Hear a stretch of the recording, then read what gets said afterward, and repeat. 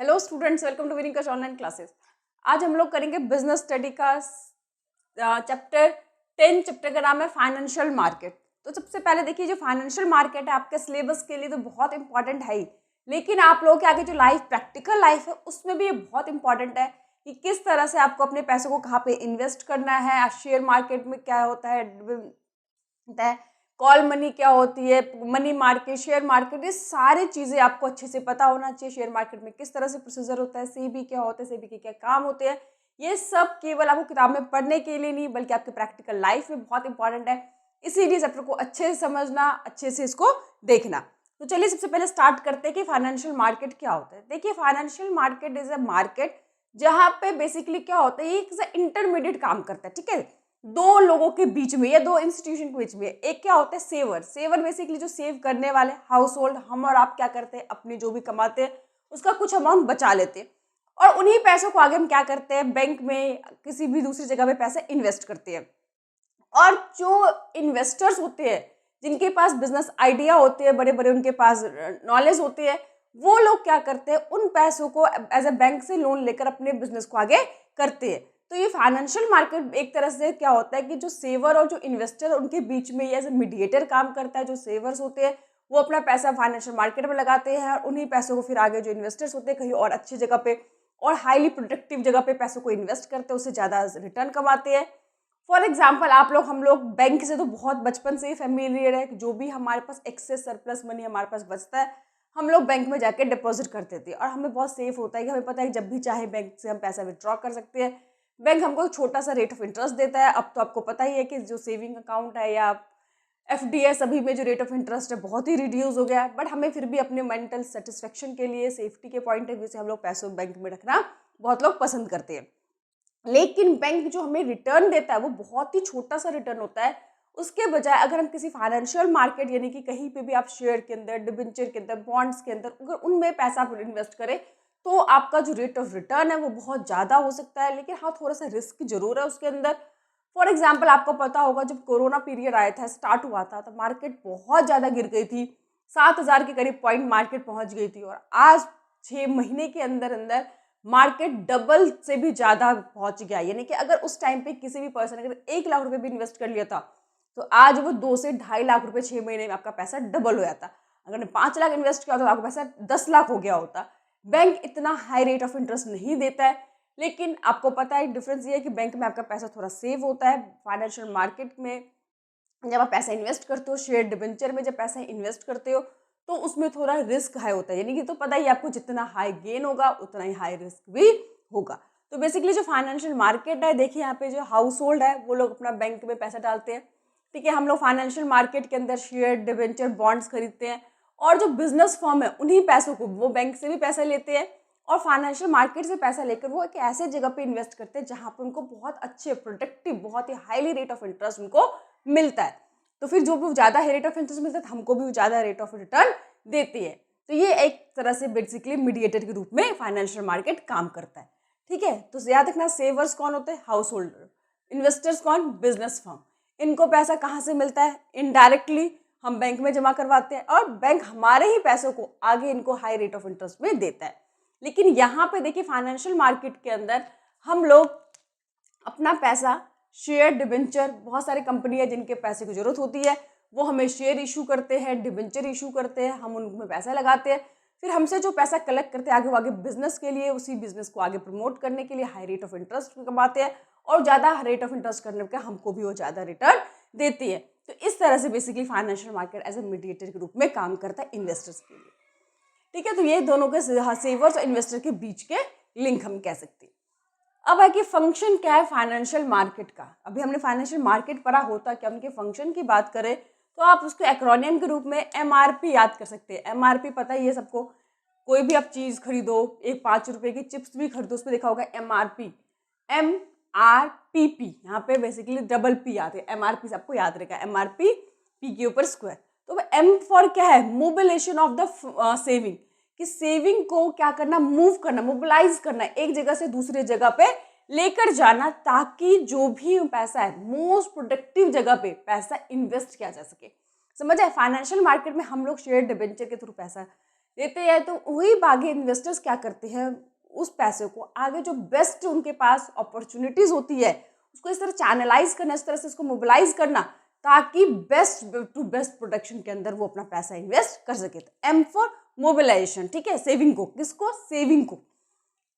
M R मतलब reducing cost of transaction, R मतलब reducing cost of transaction. देखिए आजकल सभी आपको पता है कि ऑनलाइन ट्रांजेक्शन्स हो जाते हैं, सभी को सभी के मार्केट के बारे में फ्रीली इंफॉर्मेशन है, तो आपको जो कॉस्ट ऑफ ट्रांजेक्शन होता है वो बिल्कुल भी कोई हिडन नहीं होता, कोई तरह कोई टैक्सेस नहीं, कोई मतलब किसी तरह के अननेसेसरी चार्जेस नहीं होते। तो आपका जो कॉस्ट ऑफ ट्रांजेक्शन्स होता है वो बहुत ही ईजी, ट्रांसपेरेंट होता है, आपको बहुत ही कम रेट पे ये जो सेल और परचेज इजीली हो जाता है, जिसको रिड्यूसिंग कॉस्ट ऑफ ट्रांजेक्शन। तो M for mobilisation of saving, R for reducing cost of transaction, P का स्क्वायर, पहला पी जो है providing liquidity to financial assets, providing liquidity हम कह सकते हैं।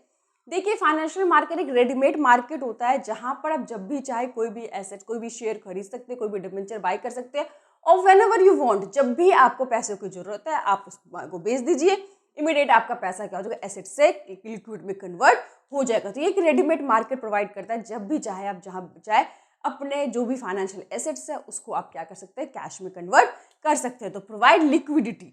Next price determination. देखिए प्राइस डिटर्मिनेशन का मतलब क्या, आप लोगों ने इकोनॉमिक्स में पढ़ा होगा, माइक्रो में किसी भी गुड्स की जो डिटर्मिनेशन होती है कि किस रेट पे उसको बेचा जाएगा, क्योंकि जो डिमांड और सप्लाई में इन्वर्स रिलेशन है, डिमांड हमेशा प्राइस कम होती है तब होता है, सप्लाई जब प्राइस ज़्यादा होती है तब वो सप्लाई करना चाहता है, लेकिन इन बिटवीन इन दोनों का कहीं ना कहीं एक कॉमन पॉइंट तो बनता होगा जहाँ पे प्राइस डिटर्मिनेशन होती है।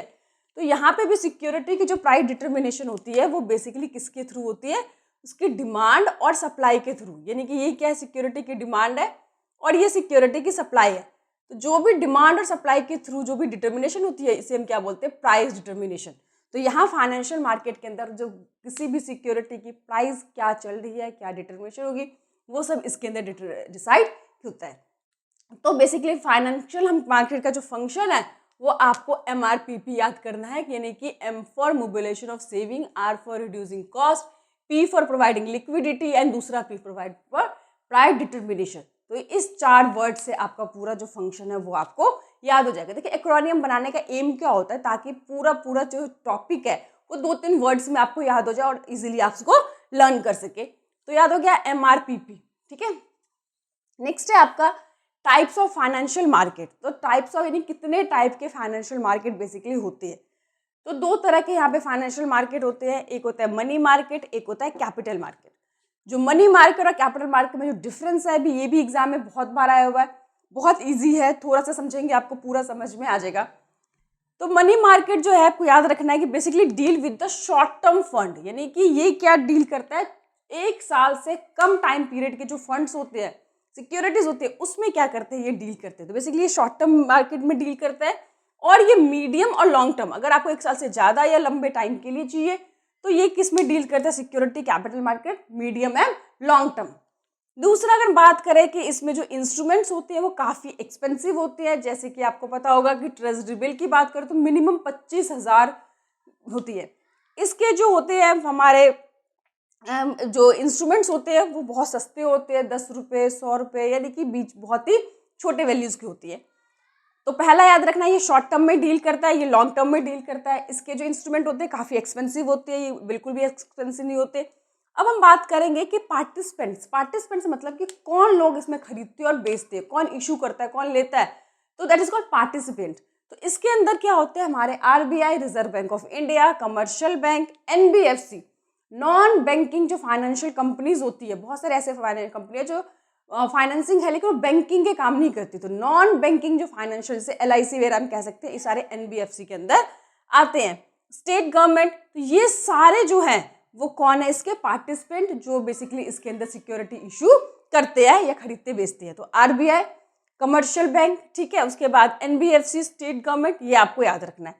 अगर हम बात करें कैपिटल मार्केट में कौन कौन से पार्टिसिपेंट्स हैं, तो इसकी हम बात करेंगे सबसे पहले स्टॉक एक्सचेंज, क्योंकि हम सब बच्चे जो 12th में है, आज के बच्चे इतने स्मार्ट हो गए, मैं जैसे ज़्यादातर ऑफलाइन क्लासेस लेती हूँ उसमें बच्चे मतलब अभी सोचो 12th क्लास में पढ़ रहे हैं और वो शेयर मार्केट के कोर्सेज में इंटरेस्टेड हैं, शेयर मार्केट में डील करते हैं, वो ट्रेड भी कर रहे हैं, इन्वेस्ट भी कर रहे हैं। तो आई होप आप लोग भी, मैं चाहती हूँ जितने छोटे एज से आप लोग इन्वेस्ट करना स्टार्ट करेंगे, जितने छोटे एज से आप लोग नॉलेज लेना स्टार्ट करेंगे, उतना ही आप लोग के लिए बेटर होगा। तो इसको अच्छे से पढ़िए, क्योंकि शेयर मार्केट में अगर आपको थोड़ा सा भी नॉलेज है तो यहाँ पर आप बहुत जल्दी बहुत अच्छा रिटर्न कमा सकते हैं। तो इसमें स्टॉक एक्सचेंज आते हैं, कमर्शियल बैंक आते हैं, जितने भी फाइनेंशियल इंस्टीट्यूशंस हैं, foreign investor, retail investor, retail मतलब छोटे छोटे जो इन्वेस्टर्स हैं, हम आप जैसे लोग बेसिकली रिटेल के अंदर आते हैं। तो ये लोग भी इसके अंदर पार्टिसिपेट करते हैं। कहाँ पे? कैपिटल मार्केट के अंदर। अभी आपने देखा होगा जीरोधा का नाम, आई होप सभी बच्चों ने सुना होगा, जहाँ पे हम लोग बेसिकली ये एक तरह से ब्रोकर है, फर्म है कि हम लोग इन्हीं के माध्यम से ट्रेड करते हैं। तो यहाँ पे ज़्यादातर जो इन्वेस्टर्स है वो बेसिकली कौन है? रिटेलर है। क्योंकि आज के टाइम में मार्केट में लिक्विडिटी जो बनी है, अभी 7,000 से मार्केट जो 15,000 में पहुँच गया है, वो रिटेल इन्वेस्टर्स के कारण ही पहुँच गया। छोटे छोटे इन्वेस्टर, पहले शेयर मार्केट में बहुत पढ़े लिखे लोग या एक उनका एक क्लास होता था, वही लोग डील करते थे। लेकिन आज जो है हम आप जैसे लोग, स्टूडेंट जो 12th में पढ़ रहे हैं, 11th में पढ़ रहे हैं, जो फर्स्ट या सेकेंड ईयर में पढ़ रहे हैं, ऐसे छोटे छोटे बच्चे थोड़े थोड़े इन्वेस्ट कर रहे हैं मार्केट के अंदर। तो इतना ज़्यादा लिक्विडिटी मार्केट में आ गया कि आम लोगों का जो पार्टिसिपेशन है वो बहुत ज़्यादा इसके अंदर बढ़ गया है कैपिटल मार्केट के अंदर। तो इसके पार्टिसिपेंट्स याद रखना है, 3-4 इसके पार्टिसिपेंट्स याद रखना है। इसमें हाई डिग्री ऑफ लिक्विडिटी होती है, क्योंकि इसका टर्म 1 साल से भी कम होता है। जिसका टाइम पीरियड कम होगा उसमें लिक्विडिटी ज़्यादा होगी, जिसके टाइम पीरियड ज़्यादा होगा उसमें लिक्विडिटी क्या होगी? कम होगी। और ये लेस रिस्की भी है, क्योंकि टाइम पीरियड जितना छोटा होगा उतना ही वो लेस रिस्की होगा। ये क्या होता है? रिस्की होता है, रिटर्न में भी रिस्की होता है, और कई बार तो आपका प्रिंसिपल अमाउंट भी डूब जाता है। ठीक है, अगर आपके पास नॉलेज ना हो तो।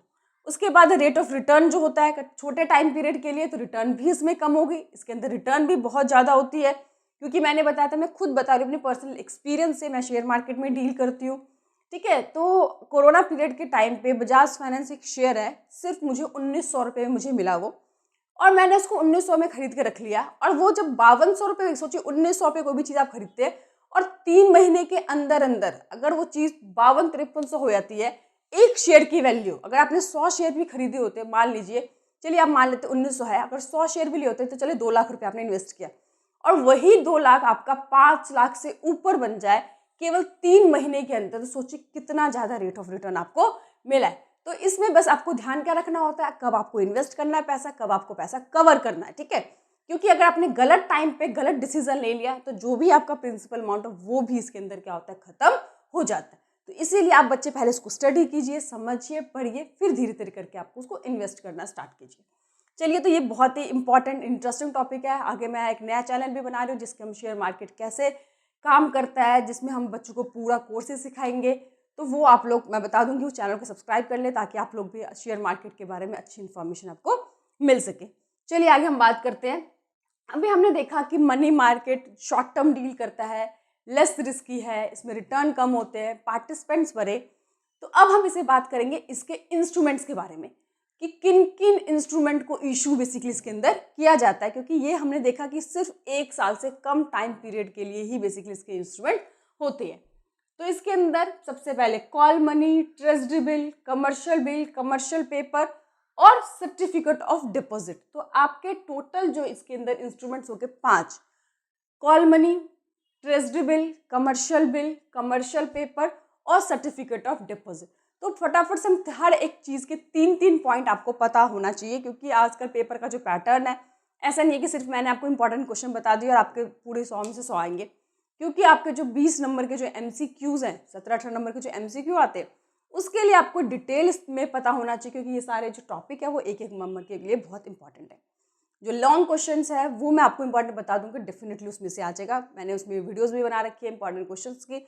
जिन बच्चों ने नहीं देखा business study important question, please आप लोग जाके देख लीजिए। चलिए आगे हम बात करते हैं मनी मार्केट इंस्ट्रूमेंट की। तो इसमें सबसे पहले कॉल मनी। तो कॉल मनी होता क्या है? कॉल मनी क्या होता है? बेसिकली जो कमर्शियल बैंक होते हैं, मैंने बताया था जब बैंकिंग कराया था, every commercial bank have to maintain a particular kind of reserve, that is called CRR। Cash reserve ratios को मेंटेन करना पड़ता है जितना भी RBI उसे इशू करती है। कई बार वो रिजर्व कम हो जाता है, तो ऐसे में कमर्शियल बैंक दूसरे बैंक से क्या करते हैं? लोन लेते हैं, उधार लेते हैं। कितने दिनों के लिए? 1 से लेकर 15 दिन के लिए।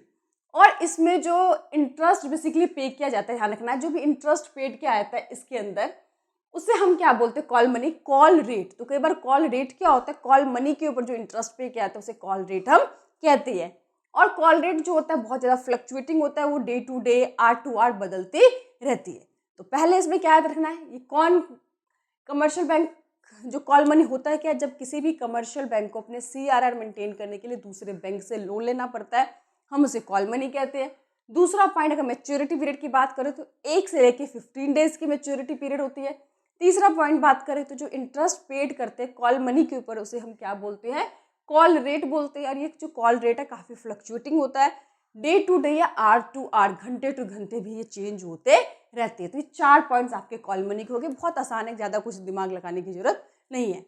अब आपको करना क्या है कि ऐसी इंस्ट्रूमेंट बना के छोटे छोटे 4 पॉइंट्स आपको लिखने हैं, इसको से रिवाइज करना है, कॉल मनी क्या होता है समझ आ जाएगा। नेक्स्ट है ट्रेजरी बिल। ये ट्रेजरी बिल कौन इशू करता है, RBI इशू करती है। किसके बिहाफ में, जो हमारे सेंट्रल गवर्नमेंट होते हैं उनके बिहाफ में। तो पहला, issued by RBI behalf of central government. दूसरा, इसका जो मिनिमम वैल्यू है कितनी है, 25,000। हमने पढ़ा था ना इसके अंदर कि जो इसके इंस्ट्रूमेंट होते हैं हाईली एक्सपेंसिव होते हैं, मिनिमम इसकी कितनी वैल्यू है, 25,000।